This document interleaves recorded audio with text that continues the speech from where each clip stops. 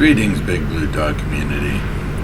Today in this video is going to be rather short, but I wanted to address something very controversial that I said in an early video. One of the comments I made was that I was being very, very careful about the next motorcycle that I was going to buy, and that my wife had commented, if this is the last motorcycle you'll ever buy, you better get exactly what you want. Now, she wasn't putting a limitation on me. She was repeating something I said. So I said this will probably be the last motorcycle I ever buy because of a simple reason. I tend to ride motorcycles until they're still rideable, but they have no more value. For instance, we have a document here in the United States, a website called Kelly Blue Book, and the Blue Book value of your machine is basically what you can sell it for, either via trade-in or selling it on the open market.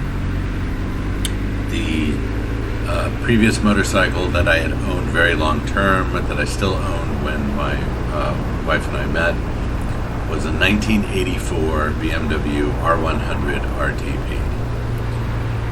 I finally sold that motorbike to a friend of mine for $1. The reason I sold it to him for $1 was A, he was a friend, and B, it had 330,000 miles on it.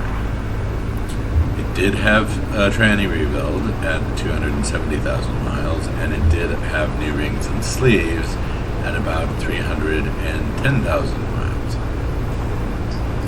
It was mechanically sound. It needed new grips and things like that. They wear out over time. However, the Blue Book value on it was exactly zero. They said at that mileage and at that age, it wasn't collectible and it wasn't pristine to be collectible. It was a daily rider. And I rode the absolute tar out of that machine. I currently own a 2003 R1200 CLC that I purchased in order to take passengers. My daughter was my regular passenger once my wife discovered piloting and no longer wanted to ride on the back, which I totally understand. That machine only has 100,000 miles plus on it. I tend to take it whenever there's an award at a rally or gathering that is for the most miles, and most often I walk away with it. With that award, I mean. That motorbike has lost preference in my stable for one very easy reason. It's a very heavy, large, big cruiser, heavy cruiser. It's got tons of storage space on it. Does beautifully on the interstate. But that back seat is always, and I mean always, empty. And so to have that motorcycle be something I take up and down the mountain on dirt and gravel roads it's a mile each way up and down the mountain, isn't practical. So I was talking about selling, I call her Bessie, I was talking about selling Bessie when we first moved to Vermont, because I just didn't think she made any sense here, with the majority of our travels being on two-lane roads, because that's where the scenery is. Interstates are fine, and she is a mile eater. She can go all day long. Doing a 1,000-mile day on that bike would be not too much trouble. However, the statement, the last bike you'll ever buy, came from me and was repeated to me by my wife. She wasn't setting a limitation on me. She is the type of unicorn that says things like, I don't know where this new motorcycle came from, but it sure looks great with our other motorcycles. So it wasn't a limitation put on me by any means. It was just an acknowledgement of something I'd said about that the more motorcycles I own, the fewer miles I'm putting on each one, and I feel like they're not being fully enjoyed like they should. And quite honestly, that's kind of what's happened with Bessie. I do absolutely love riding that machine still. She's got a very sexy lean because I was unaware at the time that there was a defect in the frame which didn't support the full weight of the bike on the side stand. And I just put her on side stand all the time. I have since purchased a Grundelich center stand, but it's detachable. It's a shop stand. It's not for this. So she lives on that all winter. She lives on that when I'm not riding her. However, when I was riding her all the time, she's on side stand, and so she'd lean more and more and more. BMW's option on it was a frame replacement, and I said, great, that's covered via, a recall or something, right? And they said, no.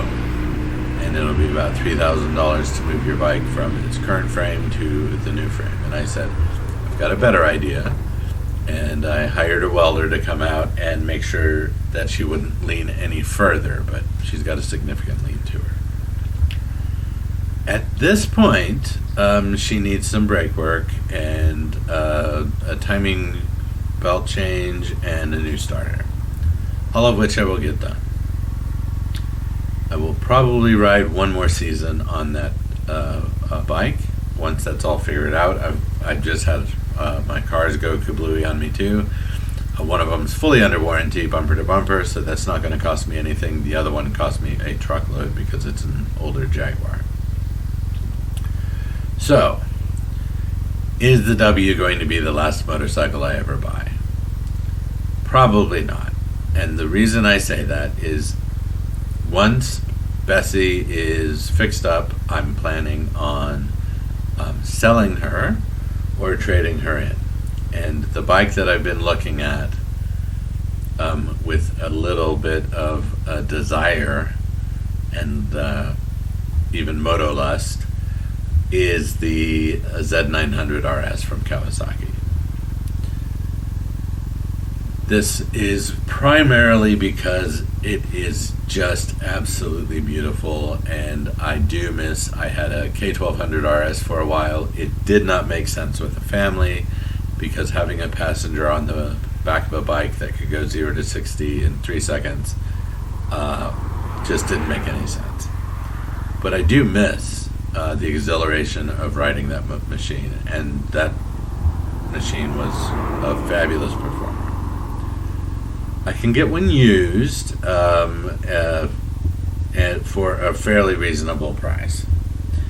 I'm not sure that I will go for the K1200 RS again. It's a rather large machine still, at 1200 cc's. And so that's why I was looking at the Z900 RS. Is that the one I'm going to settle on? I don't know.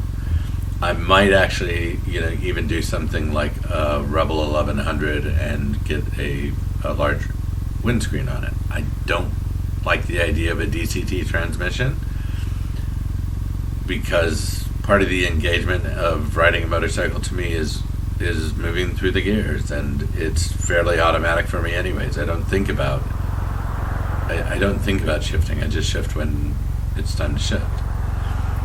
And the parallel twin that's in there is a nice motor. So I'm thinking about something.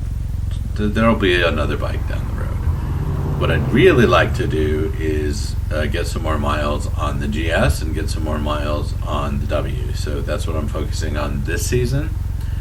But there'll definitely be another bike. So I hope this was enjoyable to hear my ramblings and the things that I'm thinking about and my clarification on a very long-standing issue that I meant to correct years ago and just didn't. I do want to say a special thank you to everyone who participates in the conversations on the videos and everyone who watches them. I really do appreciate it. I am a tiny little channel, so if you could please leave a like and a comment, subscribe. You don't have to hit the bell if you don't want to, but it would really, really help me out, and then I can do some better stuff and make some more content.